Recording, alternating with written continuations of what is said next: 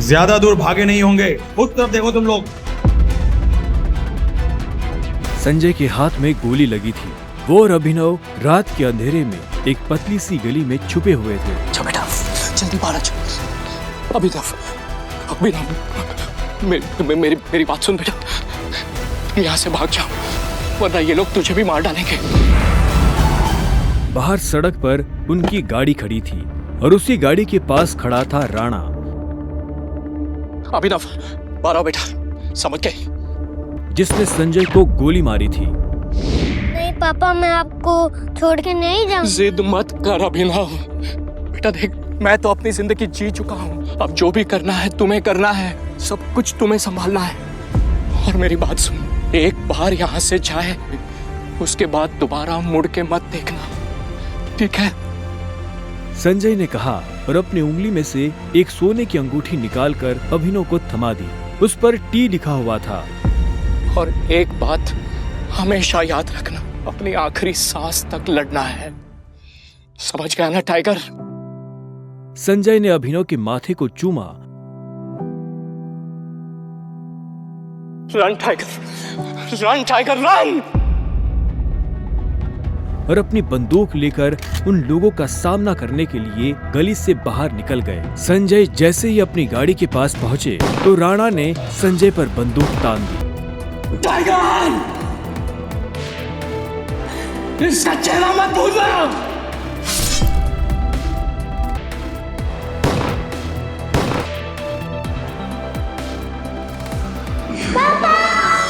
अभिनव चिल्लाया और अचानक से उसकी नींद खुल गई। पसीने में तरबतर अभिनव अपने बिस्तर पर उठकर बैठ गया और गहरी सांसें लेने लगा। 18 साल, पिछले 18 सालों से ये सपना इसी तरह से अभिनव को परेशान कर रहा था। अभिनव ने पहले अपनी उंगली में पहनी उस अंगूठी को देखा और फिर बाथरूम की तरफ बढ़ने लगा। अभिनव गुड़गांव में रहता था और डिलीवरी बॉय का काम करता था। हालांकि इस काम में उसका मन नहीं लगता था, लेकिन अनाथ आश्रम से निकलने के बाद उसके पास ये करने के अलावा और कोई चारा नहीं था। 18 साल की उम्र में उसने अपना खर्च खुद उठाना शुरू कर दिया था। उसकी जिंदगी में बस एक ही खुशी थी, उसकी गर्लफ्रेंड वैभवी। जब भी वो वैभवी को देखता तो अपने सारे दुख भूल जाता था और आज तो वैभवी का जन्मदिन था, इसलिए अभिनव जल्द से जल्द उससे मिलना चाहता था। अंकल ये केक कितने का है? 600 का है। और ये पेस्ट्री? वो 60 का है। एक दे दीजिए। असल में अभिनव और वैभवी ने ये तय किया था कि वो पैसे जोड़कर अपने लिए किराए का एक बड़ा घर लेंगे, इसलिए वो पैसे वेस्ट नहीं करना चाहते थे। Thank you. Thank you. कुछ देर के बाद जब वो वैभवी के घर के बाहर पहुंचा तो उसने देखा वहाँ काफी रंगीन लाइट्स जल रही थी और वहाँ से तेज म्यूजिक की आवाज आ रही थी।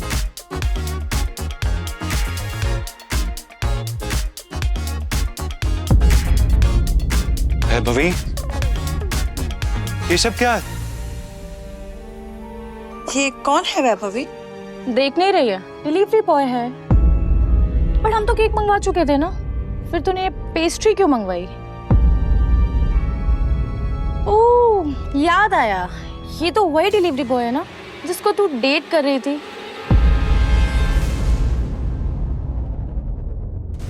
ओह कम ऑन यार वैभवी, तेरा स्टैंडर्ड इतना गिर जाएगा मुझे नहीं पता था। Babe, happy birthday babe.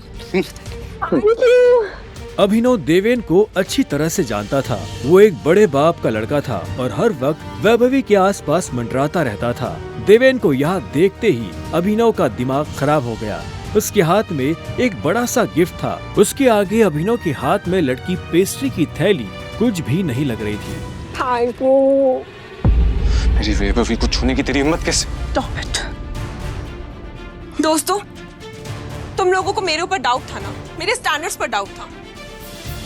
अब बताती हूँ मेरे स्टैंडर्ड्स क्या है। मैं तुमसे ब्रेकअप कर रही हूँ। What? और नहीं तो क्या, बेचारी कब तक तुझ जैसे गरीब के साथ ऐसी आधी पेस्ट्री खाती रहेगी। मत क्यों सुनो? तो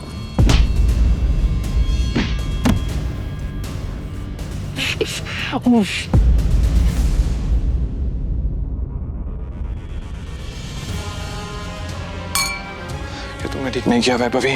और अभिनव वहाँ से निकल गया। वो उन दोनों की शक्ल अब और नहीं देखना चाहता था।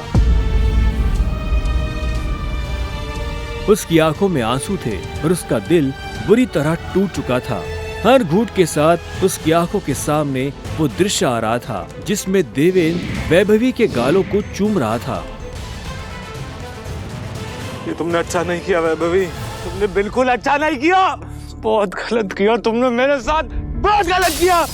अभिनव धोखे के नशे में डूबकर बेहोश हो चुका था, लेकिन उसके लिए ये रात यहाँ खत्म नहीं होने वाली थी। उधर जब अभिनव सड़क पर बेहोश हो गया था, तब इधर सनी सिंह अपनी गाड़ी में बैठा बेचैन हो रहा था। सनी सिंह की बहन अनन्या उसके गले का कांटा बन गई थी।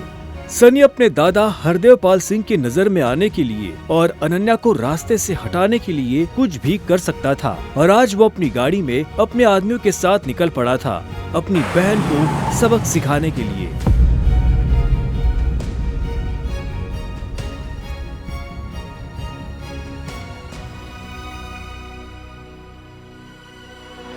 जल्दी करो, गाड़ी में डालो इसे। सुबह होने से पहले अगर हमने इसको अनन्या के कमरे में नहीं डाला तो ऐसा मौका दोबारा नहीं मिलेगा। Quick quick.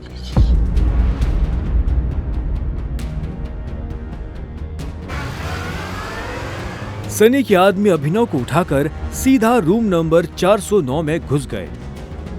इसके कपड़े उतारो और बेड पे लिटाओ उसको। कपड़े उतारो इसके। उन्होंने अभिनव को बहुत आहिस्ते से उस बिस्तर पर लेटा दिया। वहाँ पहले से सनी की बहन अनन्या सोई हुई थी। सुबह जब अभिनव ने करवट बदली तो उसका हाथ एक नरम हाथ से टकरा गया। अभिनव की नींद टूटी और उसने देखा कि वो एक अनजान लड़की के बगल में लेटा हुआ था।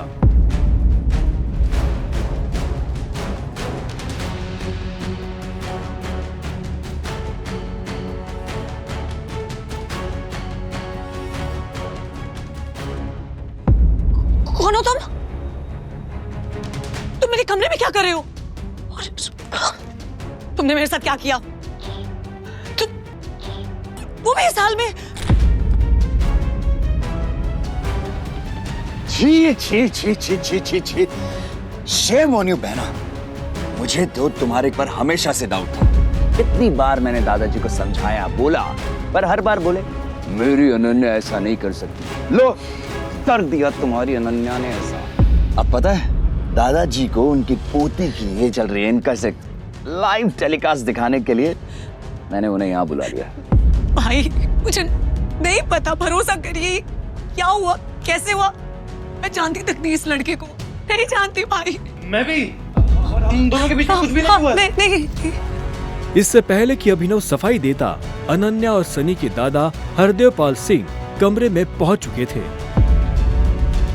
उनके पहनावे से समझ आ रहा था कि वो बहुत अमीर आदमी थे। अनन्या को इस हाल में देख उनकी आंखें गुस्से में लाल हो गई थी।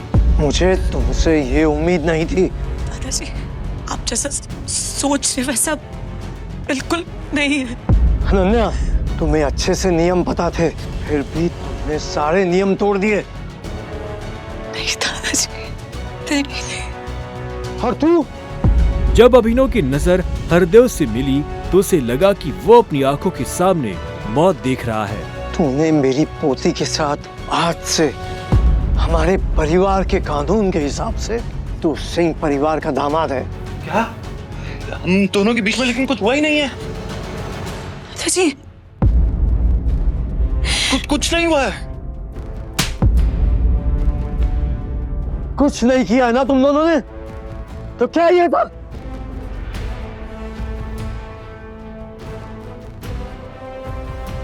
इससे पहले कि अभिनव कुछ समझे, हरदेव के आदमियों ने उसे मारना शुरू कर दिया था। अभिनव हरदेव की उम्र का लिहाज कर रहा था, इसलिए उसने अपने आप को रोक लिया था।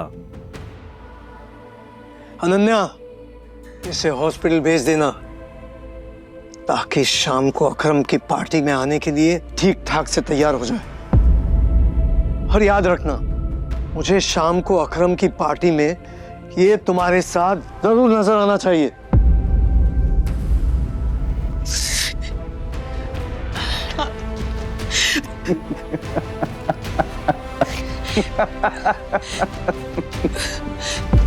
क्यों मेरी जिंदगी बर्बाद कर कर दी तुमने? क्यों? अभिनव के पास इस सवाल का कोई जवाब नहीं था। वहां जाकर अभिनव शाम को होने वाली पार्टी के लिए तैयार होने लगा। उससे हरदेव और उसके आदमियों का डर नहीं था। वो जानता था कि अनन्या पहले से काफी मुश्किल में थी और वो अपनी वजह से उसकी मुश्किलें और नहीं बढ़ाना चाहता था। अभिनव के पास ले देकर सिर्फ एक ब्लेजर था, वो भी उसके पापा का। वो जगह जगह से फटा और उधड़ा हुआ था, लेकिन जब अभिनव ने उसे पहना तो उसकी खूबसूरती ने ब्लेजर की सारी कमियां ढक दी। अभिनव का अंदाजा सही था। अनन्या का घर काफी बड़ा था। वो एक अमीर परिवार की लड़की थी। जितना अभिनव महीने का कमाता था उतने की अनन्या ने सैंडल्स पहनी हुई थी।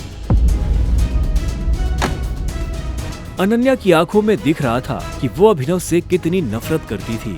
अभिनव भी पार्टी में इतने बड़े लोगों के बीच जाने से घबरा रहा था। उसी घबराहट में उसने कब अपने पापा की अंगूठी को उंगली में गोल गोल घुमाना शुरू कर दिया, उसे पता ही नहीं चला।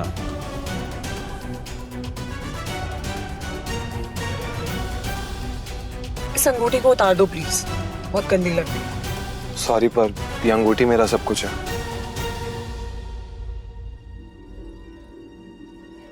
अकरम का घर किले जैसा था, जिसके चारों तरफ बाउंसर्स बंदूकें लिए खड़े थे। जैसे ही अनन्या और अभिनव अंदर आए तो इतने में उसकी नजर देवेन से टकरा गई। कौन है? तू यहाँ क्या कर रहा है साले? It's my husband. अनन्या, पागल हो गई हो तुम? इस सड़क छाप में ऐसा क्या देख लिया किससे शादी कर ली? जुबान संभाल के बात कर। नहीं तो क्या कर लेगा तू? बोलना, क्या कर लेगा? देवेन भी तैश में आ गया। अभिनव उसके ऊपर हाथ उठाने ही वाला था। इतने में उन दोनों का झगड़ा देख पार्टी का ऑर्गेनाइजर अकरम वहां पहुंच चुका था। क्या हो रहा है यहाँ?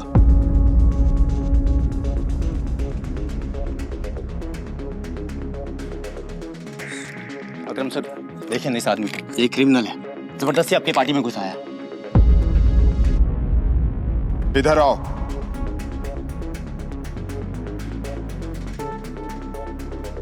कौन हो तुम और यहाँ कैसे आए? एक्चुअली ये मेरे पति है। अकरम को अनन्या की बात पर विश्वास नहीं हुआ। तुम इस पार्टी में इनवाइटेड नहीं हो। इससे पहले कि मैं पुलिस को बुलाऊं, चले जाओ यहाँ से। Thank you Akram sir. Ananya, तुम भी इससे दूर रहो, साला गरीब कहीं का। रुको। अकरम भागते हुए अभिनव के पास गया और उसकी अंगूठी को देखने लगा। मुझे तुमसे कुछ जरूरी बात करनी है, अकेले में। अच्छा, चलो। अकरम ने कहा और अभिनव का हाथ पकड़कर उसे अपने साथ अंदर ले जाने लगा। अनन्या, देवेन, सनी और पार्टी में मौजूद बाकी लोग ये देख हैरान हो गए थे। कुछ देर बाद जब वो अकरम के कमरे में पहुंच गए तो अकरम ने दरवाजा बंद किया और अभिनव के पास आकर बोला, मैं तुम्हारी ये अंगूठी देखना चाहता हूँ। क्यों? डरो मत, मैं इसे मांगने वाला नहीं हूँ। बस मुझे इसमें कुछ देखना है, प्लीज।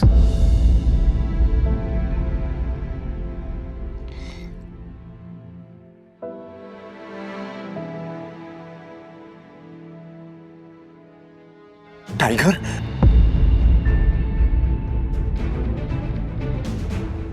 टाइगर? अभिनव ने अकरम के मुंह से ये शब्द सुना तो वो हैरान हो गया। उसे अचानक से अपने पिता के वो आखिरी शब्द याद आ गए जो उन्होंने अभिनव से विदा लेते हुए कह दिए थे। Run tiger, run tiger, run! लेकिन अभिनव हैरान था। उससे समझ नहीं आ रहा था कि अकरम ये सब कैसे जानता था। आखिरकार मैंने तुम्हें ढूंढ ही लिया, टाइगर। टाइगर? हाँ, पिछले 18 सालों से मैं तुम्हें ढूंढने की कोशिश कर रहा हूं। तुम हमारे टाइगर हो, हमारी हजारों करोड़ों की एम्पायर के वारिस, जिसे हम 3 दोस्तों ने मिलकर शुरू किया था। मैं, तुम्हारे पापा संजय गढ़वाल और राणा अग्निहोत्री। वो देखो। इतना कहते ही अकरम ने दीवार पर टंगी एक तस्वीर की तरफ इशारा कर दिया, जिसमें संजय, अकरम और राणा तीनों मौजूद थे। राणा को देख अभिनव को झटका लगा। उसकी आंखों के सामने वो सपना फिर से हरा हो गया, जो वो हर सुबह देखकर उठता था। उस रात अभिनव के पिता को जिस आदमी ने गोली मारी थी वो राणा था। अभिनव की जिंदगी रातों रात पलट चुकी थी। उसके साथ जो हुआ उस पर उसे अभी तक यकीन नहीं हो रहा था। उसके हाथ में अपने पिता की तस्वीर थी, लेकिन उस तस्वीर में वो गुस्से से भरी निगाहों से राणा को देख रहा था। अगर उसका बस चलता तो वह अभी के अभी अपने पिता की मौत का बदला ले लेता। मैं तुमसे पूछना ही भूल गया, इतने सालों तक तुम थे कहां? कहां थे तुम? पापा के जाने के बाद मैं एक अनाथ आश्रम में पला बढ़ा। कई सालों के बाद वहां से निकला, काम करने लगा ताकि पढ़ाई के लिए पैसे जोड़ सकूं। लेकिन इस दौरान आप लोगों ने मुझे ढूंढा क्यों नहीं? टाइगर, ऐसा नहीं है कि मैंने तुम्हें ढूंढने की कोशिश नहीं की। जैसे कि मैंने तुम्हें बताया कि तुम्हारे पापा के जाने के बाद माफिया वर्ल्ड में अफरा तफरी मच गई थी। हम उसे भी संभाल रहे थे और तुम्हें भी ढूंढने की कोशिश कर रहे थे, लेकिन वक्त के साथ साथ तुम्हारा चेहरा भी बदल रहा था, इसलिए तुम्हें ढूंढने में बहुत मुश्किल हो रही थी। फिलहाल अब तुम मिल गए हो। अब तुम्हें देखकर मोंटी और बाकी सब लोग बहुत खुश होंगे। मोंटी का नाम सुनते ही अभिनव को गुस्सा आ गया था। मोंटी एक गद्दार का बेटा था। अभिनव ना तो उस गद्दार के बेटे से मिलना चाहता था और ना ही बात करना चाहता था। लेकिन पापा ने तो मुझे कभी इस माफिया ग्रुप के बारे में कुछ बताया ही नहीं। वो चाहते तो मुझे बता भी सकते थे। तब तुम बहुत छोटे थे, शायद इसीलिए संजय ने तुम्हें इन सब चीजों से दूर रखा। लेकिन मेरा यकीन मानो, मैंने तुम्हें ढूंढने की बहुत कोशिश की। अब तुम मिल गए हो तो मुरझाया हुआ द माफिया किंग फिर से जिंदा हो जाएगा। चीयर्स। अभिनव के मन में कई सारे सवाल उठ रहे थे। उसे समझ नहीं आ रहा था कि राणा का राज अकरम और बाकी लोगों को पता क्यों नहीं चला, और क्यों एक गद्दार का बेटा अभिनव की गद्दी पर बैठा हुआ था। इससे पहले कि अभिनव अपने आप को कोई जवाब दे पाता, अकरम उसके पास आया और उसने अभिनव को 50 करोड़ रुपए का एक चेक थमा दिया। ये लो, इसे रख लो। जब तक तुम टाइगर की पोजीशन नहीं पा लेते, तब तक तुम्हें इसकी जरूरत पड़ेगी। अभिनव ने अकरम के हाथ से चेक लिया और उसे देखने लगा। उसकी जिंदगी पलट तो गई थी, लेकिन अभी भी ऐसे कई सवाल थे जिनके जवाब उसे नहीं मिले थे। एक बात और, तुम्हारी असली पहचान के बारे में फिलहाल किसी को कुछ पता नहीं लगना चाहिए। इसलिए अभी तक जैसे जीते आए थे वैसे ही जीते रहना, समझे? अभिनव ने हाँ में सिर हिलाया और दोनों कमरे से बाहर आ गए। इधर अनन्या चिंता भरी निगाहों से उस कमरे के दरवाजे को देख रही थी जिसमें अभिनव और अकरम थे। वो ये जानने के लिए बेताब थी कि उन दोनों के बीच अंदर क्या बात हो रही थी और अभिनव को आने में इतनी देर क्यों लग रही थी। लगता है आज अभिनव अपनी दवा चखेगा। वैसे कितने दुख की बात है ना, शादी के बाद बेचारा ऐश करने से पहले ही मर जाएगा। ये सुन अनन्या को झटका लगा। वो जानती थी कि अकरम के लिए किसी को मारना कोई बड़ी बात नहीं थी। अकरम सर जैसे गटर के चूहों को बर्दाश्त नहीं करते हैं, साफ कर देते हैं। देखना ये भी नहीं बचेगा। इसे कहते हैं शादी करके मर गया, वो बात सच हो जाएगी। अनन्या को ये सुनकर बुरा लगा। कोई इंसान किसी दूसरे इंसान की मौत पर खुश कैसे हो सकता था। प्लीज एटलीस्ट उसके बारे में इस तरह से बात तो मत करो। तो कैसी बातें करें? जिसके जैसे लक्षण होते हैं ना, उसके बारे में वैसी ही बातें होंगी। देवेन सही कह रही है वो, बिल्कुल ठीक कह रही हो। हमें उसके बारे में ऐसे बात नहीं करनी चाहिए। वैसे भी मेरे दादाजी ने कहा था कि मरे हुए लोगों के बारे में ना गलत बात नहीं करनी चाहिए।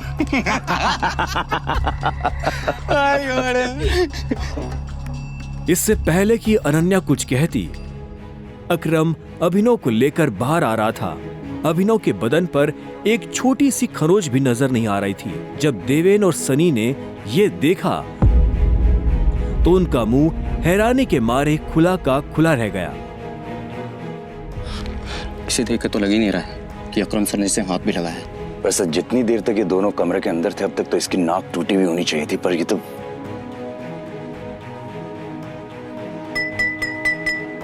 लेडीज एंड जेंटलमैन, मैं आप सबको किसी से मिलवाना चाहता हूं। ये अभिनव, मेरे सबसे पुराने ड्राइवर का बेटा, मेरे लिए बहुत अजीज है ये।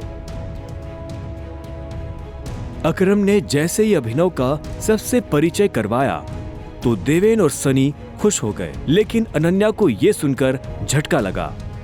Enjoy the party please. इतने में अकरम ने कहा और अभिनव को अकेला छोड़ बाकी लोगों से मिलने के लिए निकल गया। देवेन और सनी को अभी तक समझ नहीं आ रहा था कि अकरम अभिनव को इतना भाव क्यों दे रहा था।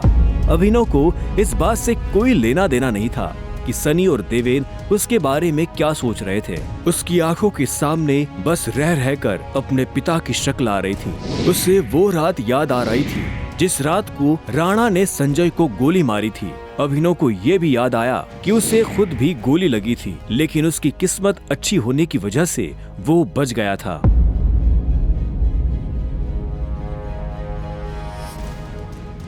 मुझे नहीं लगा था कि तुम अपने पैरों पर बाहर भी आ पाओगे। अच्छा, तुम्हें मेरी इतनी चिंता हो रही थी? ओ प्लीज, मुझे चिंता नहीं हो रही थी, बस तुम्हें तो अपनी चिंता होनी चाहिए ना। अगर जिंदा रहना चाहते हो तो थोड़ा बचकर रहो। अकरम सर ने तेरे से अंदर क्या बात की, बता। उन्होंने मुझसे कहा कि अगर देवेन जैसा कहता तुझसे सवाल पूछे तो उसे जवाब मत देना।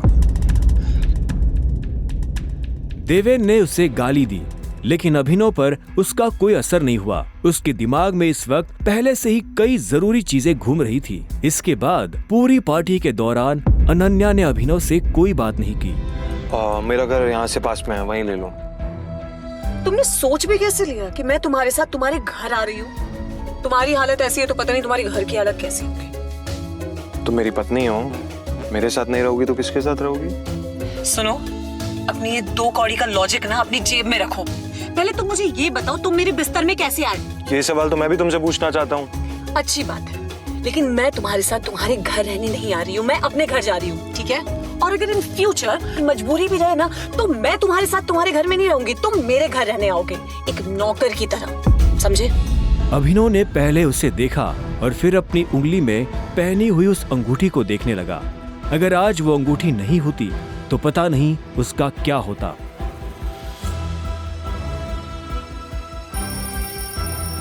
अगली सुबह जब अभिनव का अलार्म बजा तब वो फिर से वही सपना देख रहा था। अलार्म की आवाज सुन वो झटके से उठा और अपने बिस्तर पर बैठ गया। उसने उठते ही मन ही मन सबसे पहले अकरम को धन्यवाद दिया, जिसने उसके पिता की कंपनी को इतने सालों बाद भी जिंदा रखा, लेकिन साथ ही उसे अपने पिता को खोने का मलाल भी था। इसी ख्याल के साथ अभिनव बिस्तर से उठा और अपने काम पर जाने के लिए तैयार होने लगा। अकरम के हिसाब से उसकी डिलीवरी बॉय की जॉब उससे अपनी पहचान छुपाने में काफी मदद कर सकती थी। अभिनव ने अपनी जेब में अकरम का दिया हुआ चेक डाला और घर से निकल गया। 1 घंटे बाद जब वो अपनी बाइक से ऑफिस आया और कॉरिडोर में चलने लगा तो उसे पीछे से आवाज आई, ए डिलीवरी बॉय। यह आवाज उसके साथ काम करने वाले हरीश की थी। उसे ऑफिस में अपना काम करने की नहीं, अभिनव को चिढ़ाने की तनख्वाह मिलती थी। क्या हुआ, कुछ काम है? मुझे देर हो रही है। हाँ, अबे तुझे किसी मीटिंग में जाना है, बॉस तुझे बुला रहा है। और भाई कल तू कहाँ चला गया था बिना बताए? अपने बाप की बारात में गया था क्या? ये सुन अभिनव की नसें गुस्से में फटने को आई थी। वो चाहता तो अभी हरीश के सारे दांत एक मुक्के में अलग कर सकता था, लेकिन उसने अपने आप को शांत किया और उसकी बात का जवाब दिए बिना अपने बॉस के कैबिन की तरफ बढ़ने लगा। Good morning sir. ऐसा क्या है गुड इस मॉर्निंग में? अभिनव के पास इस सवाल का कोई जवाब नहीं था। ऐसे में उसके बॉस ने आगे कहा, कल तुम बिना बताए चले कैसे गए? अभिनव के पास इस बात का भी कोई जवाब नहीं था। वो चाहता तो अपने बॉस को कोई बहाना बनाकर टाल सकता था, लेकिन अभिनव झूठ नहीं बोलना चाहता था। कल कितनी सारी डिलीवरी थी, तुम्हारी वजह से हमारा कितना नुकसान हुआ तुम्हें पता है? पर सर मुझे महीने में कैजुअल लीव तो मिलती है, तो शट अप! काम तो तुमसे होता नहीं है, बस बहस करने चले आते हो। ये कंपनी तुम्हारे बाप की है। ये सुनते ही अभिनव का पारा गर्म हो गया था। उसने गुस्से में अपनी मुट्ठी भींच ली और घूरते हुए अपने बॉस को देखने लगा। घूर क्या रहा है? अपना सामान बांध और निकल यहाँ से। You are fire. अभिनव को ये सुनकर झटका नहीं लगा। असल में वो जानता था कि उसके साथ ऐसा कुछ बहुत जल्दी हो सकता था। उसका बॉस और देवेन एक दूसरे को बहुत अच्छी तरह से जानते थे। कल पार्टी में अभिनव ने देवेन को जिस तरह से जवाब दिया, उन्होंने मुझसे कहा कि अगर देवेन जैसे कहता तुझसे सवाल पूछे तो उसे जवाब मत देना। उससे उसे समझ आ गया था कि आज नहीं तो कल ये होकर रहेगा। ठीक है, कोई बात नहीं, मैं चला जाता हूँ। जो मैंने पूरा महीना काम किया है उसकी सैलरी दे दीजिए। सैलरी? तेरी वजह से हमारा जो नुकसान हुआ उसकी भरपाई अगर मैं तेरी सैलरी से भी करूँ ना तो भी तुम्हें अपनी जेब से 10,000 रुपए देने पड़ेगी। शुक्र मना कि वो मैं तुझसे नहीं मांग रहा, इसलिए चुपचाप निकल यहाँ से। क्या बोल रहे हो सर आप? क्या मेरी इतनी नानी का 25,000 का नुकसान हो गया? मैं तब तक यहाँ से नहीं जाऊंगा जब तक मुझे मेरी सैलरी नहीं मिल जाएगी। सैलरी दीजिए। सैलरी? रुक, अभी देता हूँ तुझे तेरी सैलरी। उसके बॉस ने कहा और टेबल पर रखी घंटी बजा दी। अगले ही पल कमरे का दरवाजा खुला और 4 बाउंसर अंदर घुस आए। उठाकर बाहर पटको साले को।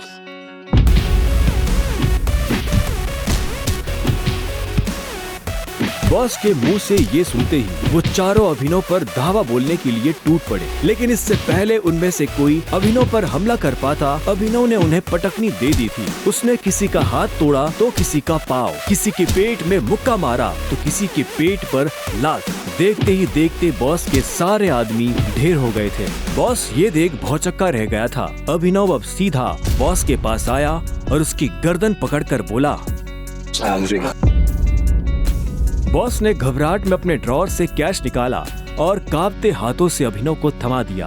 अभिनव ने कैश देखा और बॉस की गर्दन छोड़ वहाँ से बाहर निकलने लगा। इससे पहले कि वो बाहर आता, उसने बॉस की आंखों में देखा और बोला, और एक बात याद रखना, अगर आज के बाद किसी के बाप पे गया ना तो गर्दन तेरी होगी, पंजा मेरा।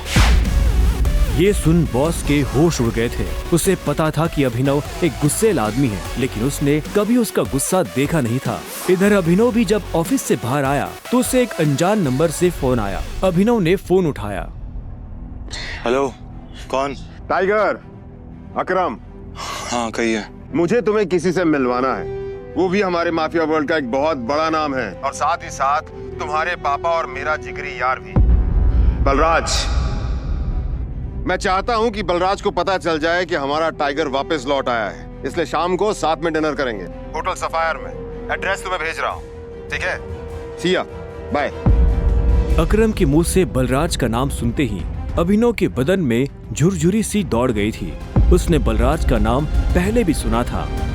इस शहर में बलराज का नाम बच्चा बच्चा जानता था और हर बड़ा आदमी उसके नाम से थर थर कांपता था। ऐसे में अभिनव को भी उससे मिलने में घबराहट हो रही थी। जिस बलराज से वो घबरा रहा था, असल में वो उसी का बॉस होने वाला था। पर क्या वो बलराज का बॉस बन पाएगा? क्या वो अपने पिता के दोस्त को अपना दोस्त बना पाएगा? आगे की कहानी जानने के लिए देखें अगला एपिसोड सिर्फ पॉकेट FM के YouTube चैनल पर, और द रिटर्न ऑफ टाइगर के सारे एपिसोड्स को सुनने के लिए डिस्क्रिप्शन में दी लिंक से डाउनलोड करें पॉकेट FM ऐप।